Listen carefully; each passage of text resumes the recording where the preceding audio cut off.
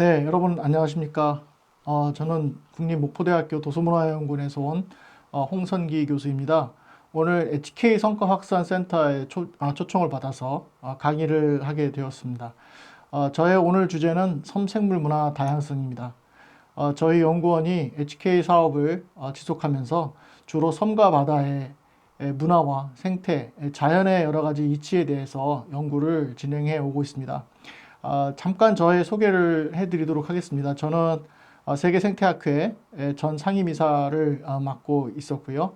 현재는 세계지리학회 섬위원회 위원과 사단법인 한국섬재단 이사장, 그리고 2012년부터 발간된 Journal of Marine and Island Cultures의 편집장을 지속 맡고 있습니다.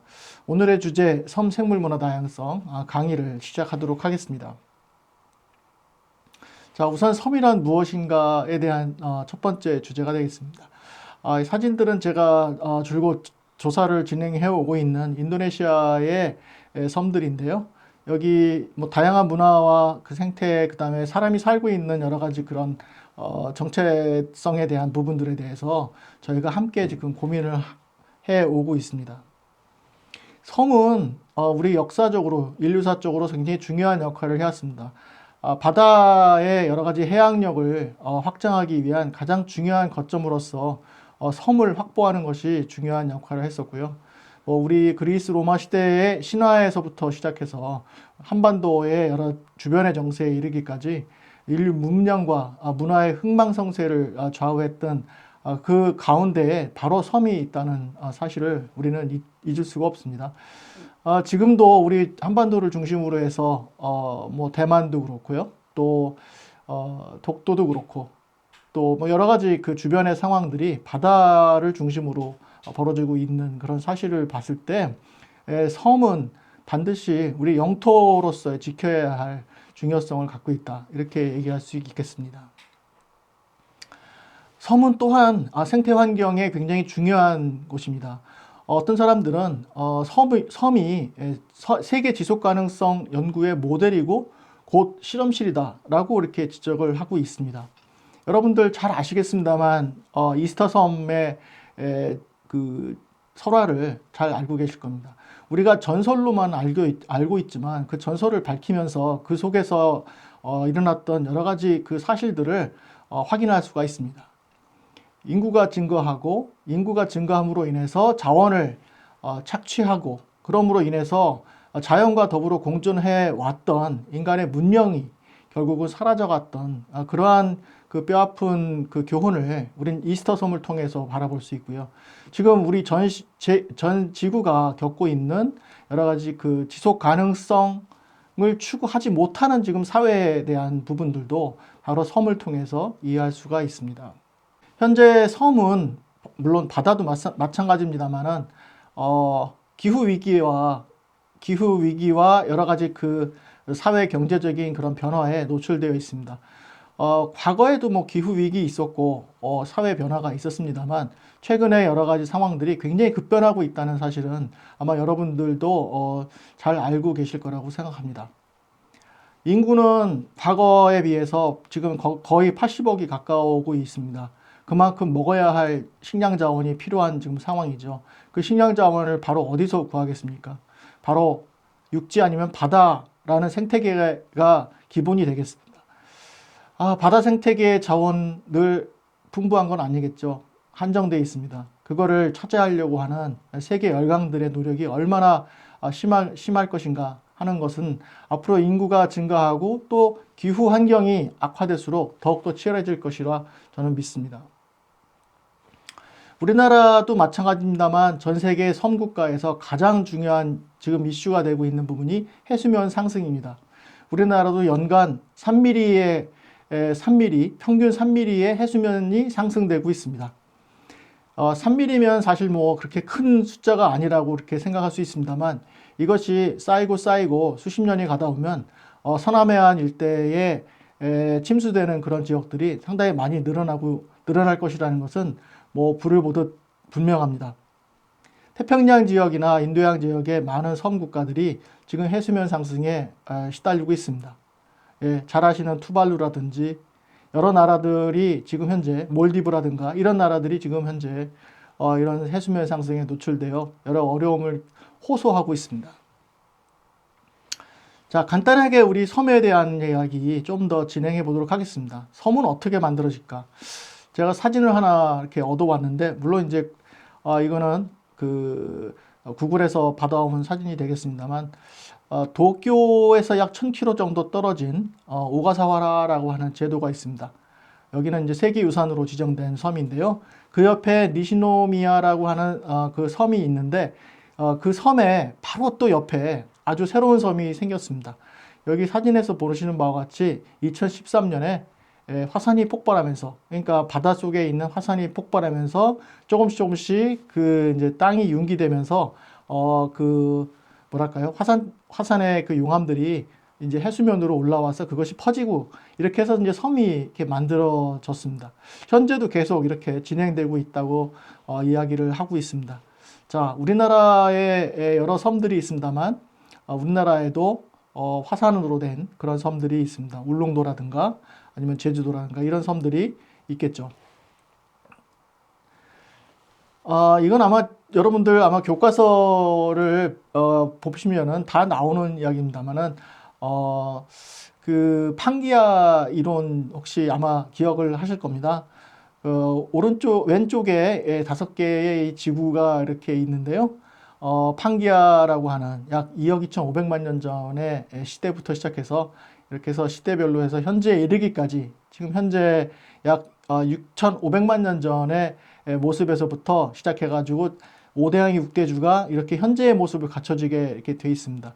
자, 현재도 진행하고 있습니다. 그러니까 다시 말해서 우리가 불의 고리가 있어서 화산이 폭발하면서 지각 변동이 일어나고 그래서 그걸 통해서 땅이 갈라지고 또 이렇게 섬이 생겨나기도 하고 또 섬이 수몰되기도 하는 이런 과정들이 수없이 반복되는데 이러한 것들이 지금 현재도 진행되고 있다 이렇게 볼 수가 있습니다. 따라서 섬은 사라지기도 하고 앞으로 또 계속해서 이제 만들어지는 그런 과정이 될 수가 있습니다.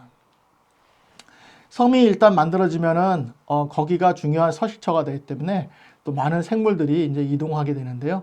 뭐 하늘로 날아다니는 놈들도 있지만 또 바다를 통해서 수영해서 가는 애들도 있고 또 한편으로는 여기 가운데 세 번째 수중산포 뭐 수동형이라고 있는 것처럼 어떤 섬에서부터 또 어떤 섬까지 이렇게 뗏목이나 아니면 쓰러진 나무들을 이용해서 이렇게 이동해서 생물들이 새로운 서식처를 찾아가는 그러한 방식들이 있습니다. 그렇게 해서 새로운 섬에 새로운 또 서식처가 만들어지고 또 새로운 생물들이 서식하는 그러한 또 이 생물이 우선적으로 일단 거주하는 그러한 이제 섬이 되겠습니다. 자, 다음은 섬의 정의에 대해서 알아보겠습니다. 여러분들 섬 하면은 떠오르는 게 무엇일까요? 뭐 우리나라 같으면 제주도, 울릉도 뭐 많죠. 흑산도도 있고. 제가 해외에 여러 나라 섬들을 다녀봤고 또 관련해서 이제 문헌을 찾아봤습니다만 섬에 대한 정의는 그 나라마다 다 다른 것 같습니다. 그래서 일단 우리나라의 섬은 대개 이제 도서라고 이렇게 얘기를 하죠. 도서. 그러니까 도는 섬도자를 쓰고 서자는 더불어 준다는 의미에서 또 서자를 씁니다. 그러니까 섬 하면은 일단은 큰 섬을 얘기하고 서라고 하면은 일단 작은 섬, 부속섬 이렇게 얘기를 합니다. 그래서 도서. 그래서 우리나라 도서 지역에 이렇게 표현할 때는 섬과 그 주변의 작은 섬까지 포함하는 그런 형태가 되어 있고요. 그리고 섬이라면 기본적으로 물로 완전히 둘러싸여 있어야지만이 섬으로 인정을 받고 있습니다. 자, 지리학적인 섬의 정의가 있습니다. 우선 대륙보다 작은 육지가 섬이다라고 이제 정의를 하고 있는데요. 특히 지리학에서는 이제 그렇게 대륙보다 작은 육지로 섬을 정의하고 있습니다. 대륙에는 이제 6대 대륙이 있고 제일 작은 대륙이 이제 오스트랄리아, 호주 대륙이 있는데 약 760만 평방킬로미터가 됩니다. 자, 이거보다 작은 육지니까 그린란드가 전 세계에서 가장 큰 섬이 되겠습니다. 그 섬의 정의에 따라서는 앞서 말씀드렸습니다만 나라와 지역에 따라 달라진다 이렇게 말씀드렸고요. 가장 알기 쉽게 내린 기능적 정의로서 사람이 살고 최소 한 마리 양을 기를 수 있는 정도의 면적이 있으면 이게 섬이다라고 스코틀랜드의 경우에는 이제 그렇게 정의를 내린다고 합니다. 섬의 정의에 대해서는 유엔 해양법 협약 121조에 매우 정확하게 정의되어 있습니다. 유엔 해양법 협약 제 121조는 바다의 헌법이라고 할 정도로 전 세계가 공인하고 있는, 우리나라도 물론 가입돼 있죠. 공인하고 있는 그러한 조약으로서 여기에 이제 섬에 대한 정의는 전 세계가 인정하면서 가야 되는 그런 부분이라고 볼 수 있습니다. 첫째는 주위가 물로 둘러싸여 있고 자연적으로 형성된 육지일 것이다. 이렇게 되어 있고요. 따라서 이제 매립해서 조성된 인공섬은 섬에 해당되지 않는다. 이렇게 볼 수 있습니다. 자, 두 번째는 만조 때에도 물에 잠기지 않아야 된다는 것입니다. 자, 만조라는 것은 물이 꽉 차서 많이 들어와서 이제 섬을 찰랑찰랑 덮을 정도로 돼 있어도 물의 그 만조 때 그 섬의 모습이 그대로 드러나 있어야지만이 섬으로 정의된다. 이렇게 얘기를 하고 있고요. 세 번째는 인간이 거주 또는 독자적인 경제활동을 유지할 수 있는 육지일 것이라 이렇게 되고 있습니다. 뭐 첫 번째, 두 번째, 세 번째 이렇게 다 모든 거를 충족하는 그런 섬은 아마 없을 것으로 봅니다만은 그래도 1, 2번 같은 경우는 대부분이 전 세계가 인정을 하고 있습니다. 다음은 섬의 특성에 대해서 잠시 알아보겠습니다. 일단 구조적인 특성과 일반적인 특성으로 나눠지는데요. 일단 구조적인 특성은 일단 바다로 둘러싸여 있다. 그래서 이제 환해성, 해양성 이렇게 표현하기도 하고, 두 번째는 이제 원격성, 육지에서 많이 떨어져 있다. 그래서 이제 고립돼 있다. 그래서 고립성, 확산성 이런 표현을 또 하기도 합니다. 또 섬은 이제 좁기 때문에 협소성, 또 여러 섬들로 이렇게 구분되어 있기 때문에 분단성 이런 식으로 해서 섬의 구조적인 특성을 나타내기도 합니다. 이건 이제 지리적인 특성일 수도 있고 지질적인 특성일 수도 있지만 한편으로는 이러한 그 지질적이고 지리적인 특성에 따라서 섬의 정체성이 결정되는 그런 중요한 요인이라고 볼 수 있습니다. 일반적인 특성으로는 이제 역사적인 것, 문화적인 것, 민족적인 것, 그 다음에 정치 경제적인 이런 특성들에 의해서 구분되는 경우가 있습니다. 자, 면적 크기 상위 10위까지의 섬을 한번 보겠습니다. 2012년도의 데이터이긴 한데요. 그 사이에 뭐 이 순위가 바뀐 적은 없으니까 한번 보도록 하겠습니다. 일단 세계에서 제일 큰 섬은 그린란드, 덴마크가 218만 평방킬로미터 정도 되고요. 그 다음에 인도네시아에 있는 뉴기니아, 뉴기니가 81만 평방킬로미터, 그 다음에 역시 인도네시아의 보르네오가 76만 평방킬로미터, 이런 식으로. 그 다음 마다가스카르, 스마트라, 캐나다에 있는 베핀섬, 일본의 혼슈, 일본은 뭐 전체가 섬나라니까 그 중에서도 이제 혼슈가 제일 큰 섬이다, 이렇게 볼 수가 있습니다. 제가 지금 표시를 좀 이렇게 지도에다가 했습니다. 인도네시아의 경우에는 이제 수마트라 섬, 술라웨시나 뉴기니 어디에 있는가 이런 거 좀 보여드렸고요. 그린란드는 여러 가지 지금 영토 분쟁, 영토에 대한 그 그린란드의 소유권이죠. 뭐 노르웨이도 자기 땅이라고 하기도 하고요. 러시아도 좀 관여하는 것 같고 스웨덴도 있고 좀 복잡한 그런 상황입니다. 이 지구 온난화가 되면서 하얗게 표시된 빙하의 땅이 이제는 진짜 말 그대로 그린랜드가 돼가고 있는 그런 상황으로 우리가 알 수 있습니다. 면적이 작은데도 불구하고 유엔 가입이 된 도서국, 그러니까 아일랜드 스테이트죠. 그러니까 작지만 하나의 유엔에서 정말 중요한 우리가 투표를 할 때 표 하나를 가지고 있는 그러한 중요한 섬이라고 할 수 있는데요. 나우루라고 하는 섬이 있습니다. 면적은 21평방킬로미터밖에 안 되고 인구는 10,000명밖에 안 됩니다. 그 다음에 투발루가 또 10,000명 정도 되고요. 마샬 제도 공화국이 62,000명. 세인트 크리스토퍼 네비스라고 하는 섬이 52,000명. 몰디브 제도가 31만. 몰타라는 그 지중해에 있는 국가가 41만. 이렇게 돼 있습니다. 그거 봐가지고는 참 어떻게 보면은 그 나우루라는 나라가 굉장히 조그만 나라임에도 불구하고 지금 제가 이 지도에도 표시를 해드렸습니다만은 굉장히 작은 섬 나라지만 유엔에서는 굉장히 중요한 역할을 하고 있다. 자, 지구상의 섬은 몇 개나 되나? 여러분들 혹시 이런 거 생각해 보신 적 있습니까? 뭐 하늘의 별은 몇 개나 되나 이런 얘기들은 많이 하는데 지구상에 있는 섬의 개수에 대해서는 아마 생각을 잘 많이 안 하셨을 거라고 생각하는데요. 2006년도에 현재 약 17만 5,800개, 그러니까 1헥타르 이상의 그 섬들만, 1헥타르 면적의 섬들만 측정해 보니까 약 17만 5천 개 정도 이렇게 된다고 하고 있고요. 유엔의 정의에 따라서 약 10평방미터 이상, 이게 굉장히 작은 거죠. 암초 바위까지 포함한다면 한 3천만 개에서 4천만 개 정도 있다. 이렇게 지금 이야기를 하고 있습니다. 가장 최근에 2018년도 USGS니까 이제 미국 지리학회죠. 지질연구소에서 이제 자료를 분석한 결과 약 33만 개 정도가 있는 것으로 이렇게 추정이 되고 있습니다. 네, 이 개수와 면적에 따라서 지구상에 있는 섬의 개수가 엄청나게 차이가 난다는 것을 볼 수가 있습니다. 자, 다음은 세계의 섬, 한국의 섬에 대해서 좀 알아보도록 하겠습니다. 자, 섬 개수의 현황인데요. 아마 섬에 대해서 관심이 많으신 분들은 아시겠습니다만 우리나라의 섬의 개수에 대한 통계가 들쑥날쑥입니다. 뭐 국가 통계도 있고 국토해양부 통계도 있고요. 또 해양수산부 통계도 있고 기타 또 통계청의 통계를 이렇게 살펴보면은 유인도 무인도의 개수가 제가 여기 표에 보여드렸습니다만 좀 3,900개였다가 3,600개였다가 3,300개였다가 막 왔다 갔다 하는 걸 볼 수가 있습니다. 최근에 2018년도에 한국해양수산개발원에서 우리나라 섬의 개수와 면적을 조사를 해서 보고를 했는데요. 도서수가 유인도, 무인도 다 합해서 3,348개, 그 중에 유인도가 471개, 무인도가 2,876개로 일단은 잡혔습니다. 자, 이게 우리나라는 전 세계에서 섬이 많은 나라일까요? 적은 나라일까요?를 한번 제가 살펴봤더니요.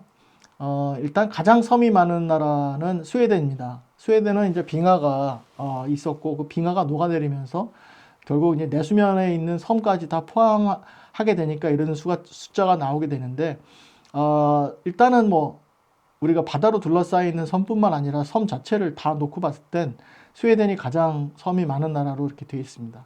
두 번째가 핀란드, 세 번째가 노르웨이, 그 다음에 캐나다, 인도네시아 이렇게 되어 있고요. 인도네시아와 일본, 필리핀 이렇게 거쳐서 우리나라가 한 아시아에서 네 번째 정도로 섬이 많은 나라가 아니겠는가 이렇게 생각을 하고 중국은 정확한 섬의 개수는 확인할 수 없으나 약 8,000개 정도로 추정이 됩니다. 그럴 경우에 중국을 포함한다면 우리나라는 아시아에서 다섯 번째로 섬이 많은 나라다라고 볼 수가 있겠습니다. 섬을 분류하는 데는 여러 가지 그 분류의 방식이 있는데요. 첫째는 섬의 크기와 형상에 따라서 분류를 많이 합니다. 아마 교과서에 이거는 굉장히 많이 나오는 이야기인데 우리가 이제 뭐 무슨 제도라든지 뭐 군도, 예를 들면 다도해 뭐 이렇게 아키펠라고라고 얘기하죠. 군도라든가 또 열도 이런 식으로 표현하는 게 있고 또 이런 거를 우리가 도서군이라고 표현해서 하나의 일종의 섬들이 이렇게 뭉쳐있는 형태로 나타나는 것들을 우리가 또 분류를 통해서 확인할 수가 있습니다.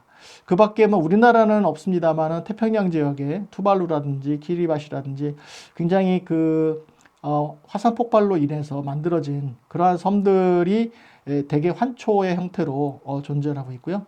또 낮은 암초라든가 암초 이런 식으로 해서 우리가 구분을 해서 섬의 분류를 할 수가 있습니다. 두 번째는 또 해양별, 유인도, 개수별로 분류를 이렇게 하는데요. 우선 해양별로는 뭐 태평양 지역, 카리브해, 대서양, 인도양, 지중해 이렇게 해서 이제 나눠지는데 이렇게 보면은 태평양 지역의 도서국가가 굉장히 많은 걸로 나와 있습니다. 그래서 태평양 지역이 전체 지구상에 있는 섬 지역 중에 43%의 국가를 차지하고 있고 그 중에 유인도가 60% 차지하고 있어서 아마 섬이 가장 집중되어 있는 그 바다가 아니겠는가 이렇게 생각되고요. 그 다음이 이제 카리브해가 되겠고 여러분 잘 아시는 쿠바라든가 이런 나라들이 이제 카리브해 그라나다라든가 이런 섬들이 있죠. 그다음에 대서양의 뭐 섬들이 11개의 국가가 있습니다. 인도양은 이제 몰디브를 비롯해서 이제 8개국이 있고, 지중해는 그 두 나라가 있습니다. 몰타라는 국가를 포함해서 두 나라가 있습니다. 전 세계 중에서 국가별 유인도 개수로 가장 많은 나라가 몰디브라고 합니다. 2,000개 정도 이렇게 있다고 하고, 그 다음이 이제 아이슬란드, 키프로스 등이 이제 한 개 섬으로 된 그런 섬으로 되어 있다고 하죠. 그 밖에 뭐 여기 제가 많이 나열을 했습니다만은 추후에 이제 참고를 해주시고요. 우선 간단하게 5번째의 유엔 환경계획 UNEP에 의한 그 분류를 보면, 그 중에서 대륙섬과 화산섬의 이렇게 내용을 보면요.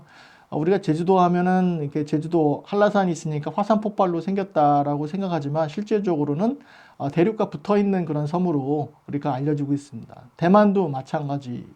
로 이렇게 돼 있어요. 그래서 우리가 이제 제주도나 대만을 이제 컨티넨탈 아일랜드, 대륙도다 이렇게 얘기를 하고 있고요. 우리나라의 울릉도와 독도는 화산섬입니다. 우리나라에서 가장 먼저 화산이 폭발한 섬 독도이죠. 두 번째가 울릉도, 그 다음에 세 번째가 제주도다 이렇게 얘기를 하고 있습니다.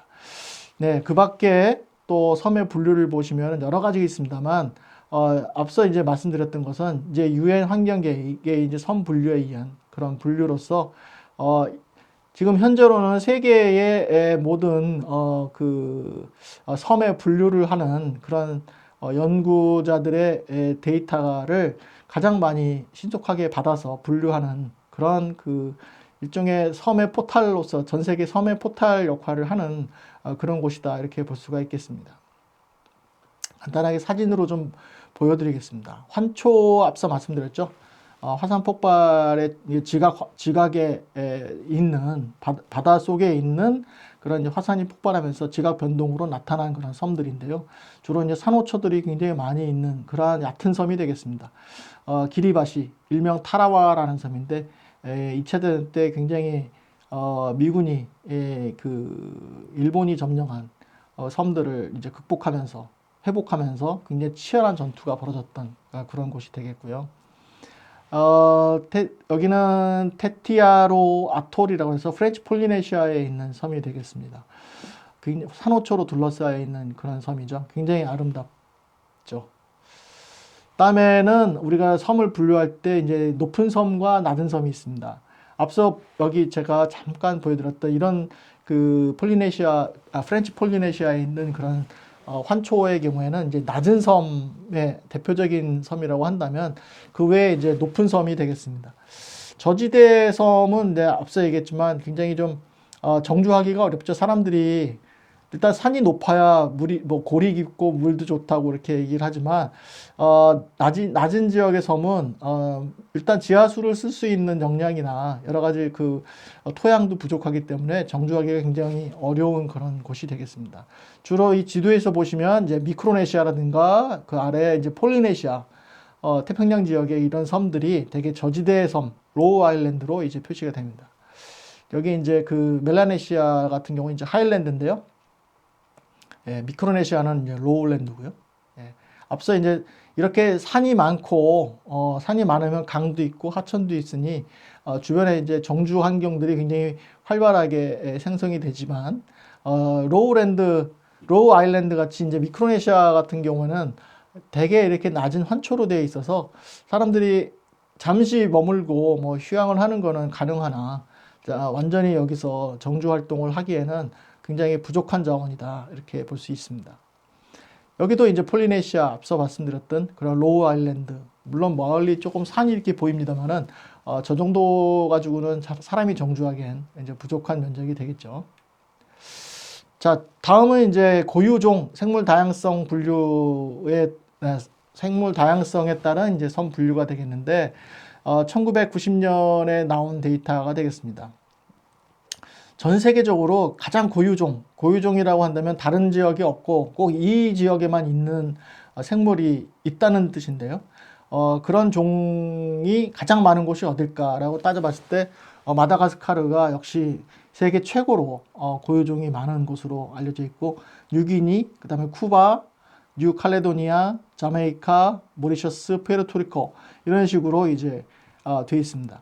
근데 참 안타까운 건 이제 마다가스카르도 그렇고 뉴기니도 그렇고 경제적으로 굉장히 그렇게 열악합니다. 그래서 과연 섬사회가 이런 자연환경과 어우리면서 공존하면서 어떻게 같이 살아나갈 수 있을까 하는 이런 문제들이 유엔에서 굉장히 고민하는 그런 부분이라고 얘기할 수 있죠. 인간이 개발하다 보면은 이 지구상에 지켜야 할 여러 멸종위기 중요한 생물들이 사라질 수가 있는 것이고요.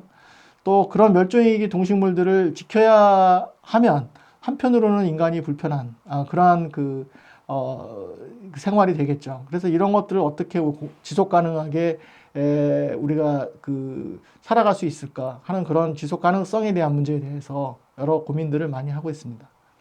다음은 이제 문화유산에 대한 부분인데요. 섬이라는 지역 앞서 말씀드렸습니다만 굉장히 격리되어 있어서 독특한 그런 생물 다양성도 갖고 있고 또 생물 다양성을 갖고 있기에 그런 섬의 문화가 굉장히 형성되어 있습니다. 그래서 이런 형성된 아주 고유한 문화와 생물 자연 여러 다양성들을 통해서 우리가 세계유산을 지정하기도 하고 합니다. 자, 갈로파고스입니다. 뭐 100년 이상, 1000년 가까이 산다는 이런 거북이가 이렇게 있고요. 인도네시아 코모도 아일랜드는 여기 보시는 바와 같이 이런 코모도 드라곤이 이렇게 서식하는 그런 독특한 섬이 되겠습니다. 인도네시아 발리도입니다. 인도네시아 자체는 우리가 이슬람교가 굉장히 우점하는 그런 국가입니다만 그럼에도 불구하고 이슬람 국가라고 이제 표명은 하지는 않습니다만 굉장히 다양성을 갖고 있는 그런 나라이죠. 근데 유난히 이제 발리 섬의 경우에는 이제 힌두교가 굉장히 융성합니다. 이거는 이제 나중에 지금 기회가 되면 또 다른 강의에서 말씀드리도록 하고요. 우선 이렇게 아름다운 그런 힌두의 문화를 간직하고 있는 발리도도 세계유산이다 말씀드립니다. 일본 가까운 곳에 이제 일본 가고시마현에 있는 야쿠시마가 있는데요. 유네스코 생물권 보전 지역에다가 유네스코 세계유산에다가 국립공원에다가 이렇게 지금 되어 있습니다. 월령공주라는 아마 영화 혹시 보셨는지 모르겠는데요. 만화 영화의 배경이 되는 이 숲의 이야기가 이 야쿠시마를 에서 시작했다라고 이렇게 작가가 밝히고 있습니다. 최근에 산업유산으로 지정된 하시마입니다. 우리말로는 이제 군함도. 모양이 이제 군함처럼 생겼다고 해서 이제 군함도인데요. 우리 조선인들에게는 굉장히 가슴 아픈 그러한 역사를 간직한 근대사를 간직한 그런 곳이 되겠습니다. 네. 자랑스럽게 또 우리나라 제주도도 세계 유산으로 지정이 되어 있고 또 지질공원으로도 지정이 되어 있죠. 세계에서 많은 사람들이 제주도를 방문하고 싶어 합니다. 외국인들 이렇게 만나면 한국의 섬에 대해서 한국의 유명한 섬 혹시 아는 데 있냐 물어보면 제주도만 알더라고요. 제주도 분들은 물론 좋으시겠습니다만 한국에도 3,000개 넘는 섬이 있다. 그 섬들도 세계로 많이 알려지면 좋겠습니다. 자, 일본의 가고시마현 아마미 오시마, 오키나와현 이시가키시마라는 섬이 있는데요. 2021년, 그러니까 작년에 우리나라 한국의 갯벌이 세계 자연유산으로 지정이 될 때 이 두 개의 섬이 이제 세계 자연유산으로 함께 지정된 그런 섬이 되겠습니다. 자, 다음은 섬생물 문화 다양성의 형성에 대해서 알아보도록 하겠습니다. 생물 문화 다양성 좀 독특한 개념이 될 수 있는데요. 다시 말하면 생물 다양성과 문화 다양성의 믹스라고 볼 수 있습니다. 어쩌면 뭐 우리가 설악산이라든가 지리산의 경우 산 높은 곳에는 사실은 생물 다양성이 굉장히 풍부하죠. 그러나 우리가 그 생물 다양성을 이용해서 지리산의 문화와 설악산 주변의 문화들이 형성되어 왔습니다. 물론 섬도 마찬가지입니다. 섬에 뭐 흑산군도라든가 우리 전라남도에 있는 갯벌의 여러 가지 그런 생물 다양성들이 굉장히 많이 분포하고 있는데요. 이러한 거를 우리가 얻고 또 그거를 우리가 섭취해서 살기 위한 그런 방식으로 쭉 왔던 그런 전통 지식들이 결국 문화 다양성을 형성하는 데 매우 중요한 역할을 했습니다. 그래서 세계적으로 생물 다양성이 풍부한 지역은 문화 다양성도 풍부하다 이렇게 얘기를 하고 있고요. 따라서 생물 다양성과 문화 다양성은 별개의 것이 아니다. 우리는 힘을 모아 같이 가야 된다라고 하는 이런 목적하에 생물 문화 다양성이라고 하는 새로운 컨셉트가 생겨나게 됐습니다. 이거는 제가 사진으로 좀 보여드리겠습니다. 베트남의 하롱베이 근처, 그다음에 건저 갯벌이 있는 그런 지역이 되겠는데요. 우리나라와 마찬가지로 자연 천일염으로 소금을 만들기도 하고 또 갯벌에서 백합 채취를 하는 그런 모습들이 마치 우리나라 옛날 새만금이나 아니면 우리나라 전남의 소금 염전에서 천일염을 채취하는 그런 방식들이 너무 유사하다 이런 것들을 이제 확인을 했습니다. 이처럼 생물 다양성은 섬 주민의 생활에 매우 중요한 그런 문화를 만들어내는 역할을 해왔다고 볼 수가 있습니다. 또 생물 자원의 이용과 연결된 문화 다양성은 전 세계적으로도 굉장히 독특한 그런 문화 경관을 만들어내고 있는데 앞서 이제 제가 보여드렸던 인도네시아 발리에 제가 이제 여러 번 조사를 나가고 있는데요. 자, 우리나라에 여러 당제도 있고 이제 풍어제도 있고 여러 가지가 있습니다만 점차 이런 문화들이 사라지고 있습니다. 물론 언제 다시 한번 이런 전통적인 문화가 부활할 수 있는 그런 기회가 있을 수는 있겠으나 참 안타까운 거는 섬의 인구가 감소가 되고 또 고령화되면서 산업 구조가 이제 바뀌고 있습니다. 전통 문화의 체계보다도 어떻게 보면 관광 산업이 이제 발전하면서 그런 여러 섬의 여러 사회 경제적인 그런 시스템이 변화하고 있는 그 가운데 사실 이런 전통적인 문화가 유지될 수 있을까 하는 것들이 우리 연구자로서는 굉장히 좀 관심도 많이 가고 또 한편으로는 또 안타까운 부분들이 많이 있습니다. 잠시 우리나라의 섬을 소개해 드리도록 하겠습니다. 여기는 전남 신안군 흑산면 가고도입니다. 사실 우리나라 서남단의 최남단의 유인도라고 볼 수 있는데 영해기점 유인도입니다. 그렇지만 굉장히 아름다운 상로 화렵수림이 있고 또 다양한 그런 생물들이 서식하고 있는 굉장히 아름다운 섬이 되겠습니다. 최근에는 이제 여행객들이 굉장히 많이 찾아오시더라고요. 그래서 흑산도를 거쳐서 이렇게 가고도를 오시는 그런 배를 이용해서 많이 찾아오고 계십니다. 산행길을 한번 해보시면은 매우 좋지 않을까 이런 생각이 들고요. 먹거리도 매우 풍부합니다.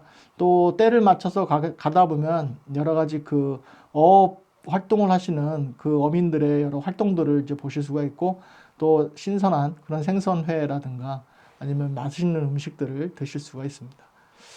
네, 1박 2일에도 나왔던 거북손이라든지 또 우리가 옆에 이렇게 오른쪽 위에 보시면은 이제 저게 홍합이죠. 네, 홍합인데 우리가 이렇게 중국집 짬뽕에 나오는 홍합이 아니라 크기가 사이즈가 제 손만 합니다. 네, 아마 여러분도 손만 하다고 보시면 되니까 굉장히 크고요. 밑에 거는 이제 보말이라고 하죠. 우리가 작은 전복인데 이제 갓바위에 이렇게 붙어 있는 이런 걸 띄어서 먹는 건데 굉장히 신선하고 굉장히 건강에 좋은 그런 음식이라고 볼 수 있습니다. 자, 다음 좀 더 이제 목포와 이제 육지 쪽으로 좀 더 가까이 오게 되는데요. 신안군 이제 비금도가 되겠습니다. 이거를 매립하려고 얼마나 했겠나. 그러니까 섬에서는 결국은 이제 배부르게 먹을 수 있는 경작지를 확보하는 게 가장 중요한 건데요. 지금은 쌀이 굉장히 풍부하게 나올 수 있는 이런 간척이 돼서 다행이 됩니다만은 당시에 굉장히 간척지를 형성하기에 얼마나 많은 노고가 됐을까라는 그런 생각들을 해봅니다. 여기는 뭐 갯벌이 굉장히 많이 있습니다. 아까 그 강원도 흑산도와 달리 갯벌이 많이 있어서 갯벌과 관련된 여러 가지 그 맨손어업이라든가 김양식 뭐 이런 어업들이 양식들이 이제 발달하고요. 또 멸종위기 철새들이 굉장히 많이 찾아오는 그런 곳이기도 합니다. 그리고 우실 같은 이제 경관, 문화경관도 굉장히 발달해서 나중에 이 우실이나 아니면 독살이나 이런 부분들이 여러분들이 이제 섬에 찾으시면 굉장히 독특한 그런 그 문화경관으로 여러분들을 이제 굉장히 기쁘게 해주실 것 같습니다. 해조류가 굉장히 많고 또 주변에 여러 가지 바다 갯벌에서 나오는 여러 신선한 그런 생물들이 있어서 굉장히 풍부한 음식 다양성을 보여주고 있고요.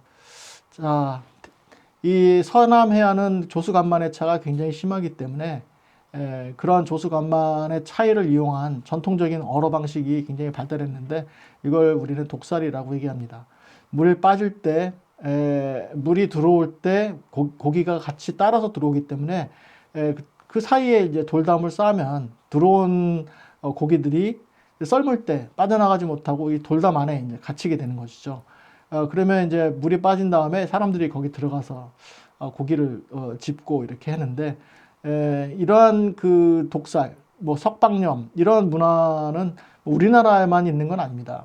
제가 확인한 바로는 뭐 인도네시아도 있고 베트남, 하와이에도 있고요. 대만이나 홍콩 이런 데서도 많이 있었습니다. 근데 지금 뭐 그런 거를 이용해서 고기 잡는 경우는 매우 드물죠.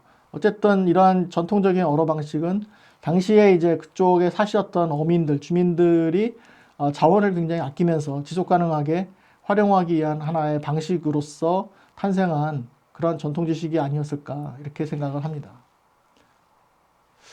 자, 생물문화 다양성의 개념이 원래가 세계 자연 보전 연맹이나 또 CBD에서 굉장히 중요하게 강조를 해왔는데요.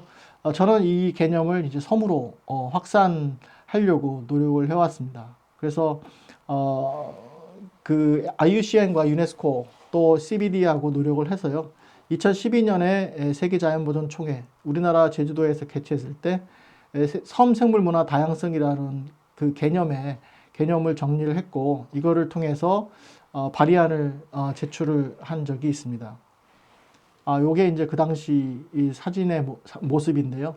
2012년 WCC 세계자연보전연맹 총회에서 제가 발의했던 아시아 태평양 섬연안 지역의 생물문화 다양성과 전통 생태 지식 확산이라고 하는 발의안이 그 IUCN 총회에 제출돼서 180개국이 참가한 가운데 96%가 찬성을 해서 발의안이 통과됐습니다. 이후에 IUCN 레졸루션 511로 다시 말해서 결의안으로 채택이 됐고요. 후속 사업이 이제 진행 중이고 2016년에 제6회 총회 워크숍을 통해서 글로벌 이니셔티브가 현재 만들어지고 있습니다. 자, 생물과 문화는 다양한 경관 안에서 고유한 그런 결합을 통해 이렇게 나타나고 있습니다. 그래서 우리가 생물 다양성과 문화 다양성이라는 것을 이게 따로따로 볼 것이 아니라 결국 하나의 공간, 인간이 살고 있는 하나의 공간 속에서 같이 더불어 나타난다는 그런 부분들을 우리가 유념해 두고 이제는 그 생물 문화 경관이라고 하는 이런 또 개념이 매우 우리의 그 미래를 결정하는데 매우 중요한 그런 역할을 하는 그 지속 가능성에 굉장히 중요한 키워드로서 역할을 하지 않을까 이렇게 생각을 합니다. 결과적으로 생물 없이는 우리가 인간이 존재할 수 없고 인간이 존재한다는 것 자체는 문화를 형성하는 그런 과정이기 때문에 결국 생물 다양성, 생물의 보전, 생태계의 보전이 결국 문화 다양성에 중요한 역할을 한다. 그 공간은 우리는 같이 지켜나가자라는 의미의 취지로 말씀을 드린다고 보시면 되겠습니다. 이 책은 이제 2013년에 제가 출판한 책이 되겠습니다. 다음은 생물문화 다양성과 생태 산업이 되겠습냈습니다만은 주로 이제 관광에 관련된 이야기를 조금 드리고 마무리하도록 하겠습니다. 이건 이제 제가 신화문화 29호에 냈던 글인데요. 혹시 찾아보실 수 있으면 한번 보시면 좋겠습니다. 우리가 뭐 관광 섬에 대한 어떤 그런 관광, 섬에 대한 재생, 뭐 이런 여러 가지 그 논의를 할 때 가장 많이 찾아가는 섬이 세토네해에 있는 나오시마의 섬입니다. 근데 우리가 너무 예술의 섬에 꽂혀 있지 사실은 그 주변에 주민들의 목소리에 대한 부분은 사실 생략하고 있는 부분들이 굉장히 많이 있습니다. 나오시마의 이런 예술의 섬이 되기까지 섬 주민들이 겪었던 또 지금도 겪고 있는 여러 가지 불편함은 아직도 존재한다라는 말씀 드리겠고요. 아직도 이 나오시마가 일본 그 근대사에 그 일본이 부흥하는데 전후에 부흥하는데 크게 기여했던 이런 연안 지역 개발에 일종의 말하자면 쓰레기장이었다. 폐기물 처리장이었다라고 아마 아시면 여러분들 놀라실 겁니다. 아직도 그런 철공소 자리가 남아 있고요. 그런 오염물질들이 이제 그 나오시마의 바다를 통해 흘러나가고 있습니다. 어쩌면 이 나오시마가 그걸 가리기 위한 예술의 섬으로 바뀐 게 아닌가 하는 생각이 좀 듭니다. 관광을 유념하시는 분들은 한번 음지와 양지를 다 같이 보시면 좋겠다는 말씀을 드리겠고, 우리나라의 이제 유네스코 생물권 보전 지역이 여러 개가 있습니다만, 우리나라 세 번째로 유네스코 생물권 보전 지역이 신안 다도해에 지정이 됐습니다. 여기에 이제 소금이 굉장히 유명한데요. 소금을 어떻게 이제 마케팅해서 또 자연 경관과 어울리는 그러한 그 일종의 생태 관광의 또 그 정착지로서의 역할을 또 같이 할 수 있을까 하는 것들에 대해서 노력들을 많이 하고 있습니다. 최근에는 섬들이 섬마다의 색깔을 가지려고 무척 애를 많이 쓰고 있고요. 그 색깔이 하나의 브랜드의 역할을 하려고 노력들을 하고 있습니다. 여기는 이제 증도라고 하는 섬인데요. 신안군 증도입니다. 증도는 여기 태평염전이라고 하는 염전이 있는데 우리나라 염전으로는 개별 염전으로는 제일 큰 염전이라고 이렇게 얘기를 하고 있고, 이 염전 옆에 바로 아래쪽에 보시면은 이제 염습지가 있는데요. 염생식물들이 굉장히 아주 아름답게 이제 분포하고 있죠. 이 태평염전이 그래도 굉장히 어떻게 보면 생태적인 마인드를 갖고 있는 것 같습니다. 이 염습지를 없애지 않고 그렇게 남겨서 어떻게 보면 정말 태평염전의 생태성을 굉장히 높여주는 역할을 하는 그러한 그 기능을 톡톡히 하고 있다는 것이죠. 일본의 섬들은 진짜 크고 작든 간에 굉장히 다양한 그런 상품들이 풍부합니다. 뭐 일본인들의 성격을 잘 나타내주고 있는 것 같습니다만은 아주 뭐 작은 것부터 큰 것까지 오밀조밀하게 관광객들에게 매력을 줄 수 있는 뭐 한두 가지라도 꼭 사게끔 만들어내는 그러한 어떤 그 관광 어떤 그 메리트들을 갖고 있는 것 같아요. 세토네해는 사실 천일염이 없습니다. 1970년대 후반에 일본은 우리나라처럼 천일염을 다 우리나라와 같은 이런 천일염들을 다 없앴습니다. 그래서 대부분의 일본의 소금은 수입산을 쓰고 있는데요. 그럼에도 불구하고 이제 일본 자체 내에서 이런 수입산 소금을 가공해서 자기네 섬마다 독특한 그런 소금들을 만들어내고 있고, 뭐 소금 아이스크림까지 이렇게 해서 만들어내고 있습니다. 그래서 우리가 만일 관광이라고 한다면 그냥 1차 상품으로 우리가 끝나는 것이 아니라 이걸 가공을 해서 6차 산업까지 갈 수 있는 그런 좀 더 그 고도화된 그런 생태 관광의 방식을 우리가 갈 필요가 있지 않을까 이렇게 생각을 하고요.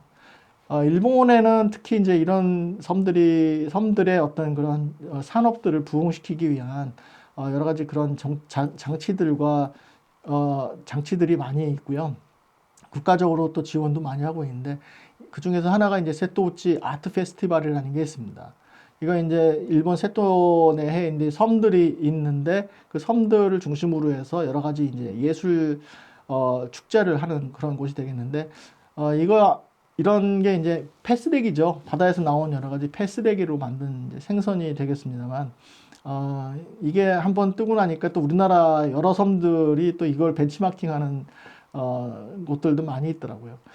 근데 어쨌든 버리는 것은 없다라고 이렇게 캐치프레이즈를 걸고 시작했던 어떤 세토우치 아트 페스티벌, 그러니까 미술 작품이나 조형뿐만 아니라 모든 것들이 이런 바다의 그 버려지는 어떤 쓰레기를 활용해서부터 만들어지는 그런 고도화된 그런 예술 작품이 관광하러 오는 그런 외지인들에게는 매우 감동을 주고, 또 이걸 통해서 어떻게 보면 이제 공공적으로 바다를 사랑하게 만드는 그러한 역할을 한다, 이렇게 얘기할 수가 있겠습니다.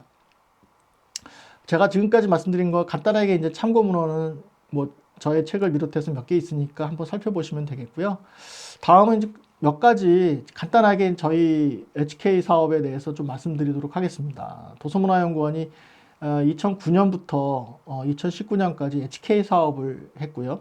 2020년부터 이제 지속해서 지금 현재 HK 플러스 사업을 하고 있습니다. 이제 주제는, 아젠다는 섬인문학, 인문지형의 변동과 지속 가능성, 이런 대주제를 가지고 진행을 하고 있습니다. 인문지형이라고 하면 사실 조금 굉장히 생소한 내용이 있는데, 결국 지형이 변한다는 것은 판도가 바뀐다는 의미가 되겠습니다. 그것이 이제 인문적인 것, 결국은 사람이 바뀌고, 사람이 바뀌려면 여러 사회 환경, 경제 환경, 환경의 어떤 이 판이 바뀐다는 뜻으로 이제 이해를 해주시면 되겠는데요.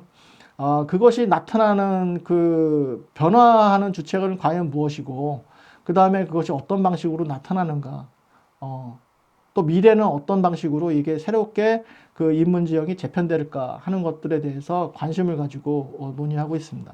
그래서 기존에 우리가 했던 여러 가지 섬에 대한 인식에 대한 부분들을 좀 더 고도화시켜서 바라보자는 차원에서, 아래 보시면은 이제 6가지 뭐 중심이 되는 이제 그 논의들이 있는데요. 뭐 소프트한 것도 있습니다만은 굉장히 휴먼적인 그런 부분들이 굉장히 많이 있습니다.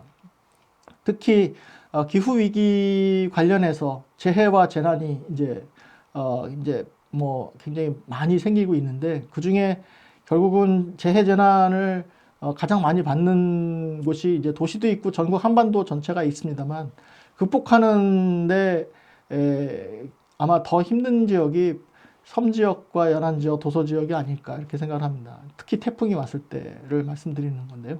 이제 이런 경우 어떻게 우리가 지속 가능한 이런 그 대응을 할 것이며, 기후 위기에 어떻게 적응하고 대응할 것인가 하는 부분에 대해서 이제 집중적인 논의를 이어나갈 것입니다.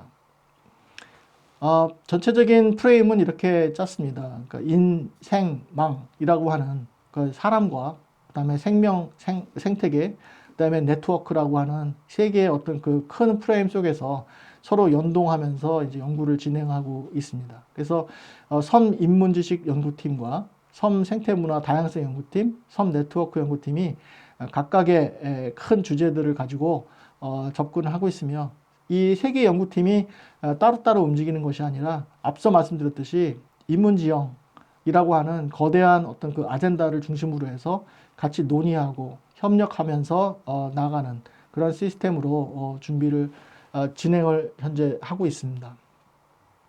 우리 도서문화연구원은 이제 뭐 굉장히 오래됐습니다만 이제 국제학술지와 국내 학술지를 이제 발간을 하고 있는데요. 국내 학술지는 도서문화라고 하는 1983년부터 이렇게 발행을 하고 있는 KCI 등재 학술지이고, 국제학술지는 영문국제학술지는 이제 2012년 6월 창간호를 발간했습니다. 현재 연 2호를 발간하고 있는데요. Journal of Marine and Island Cultures라고 하는 저널이 되겠습니다. 현재 20개국 44명의 세계적 학자들이 편집위원으로 참여를 하고 있고, 2021년 SJR 그 평가에서 문화연구 분야 Q1에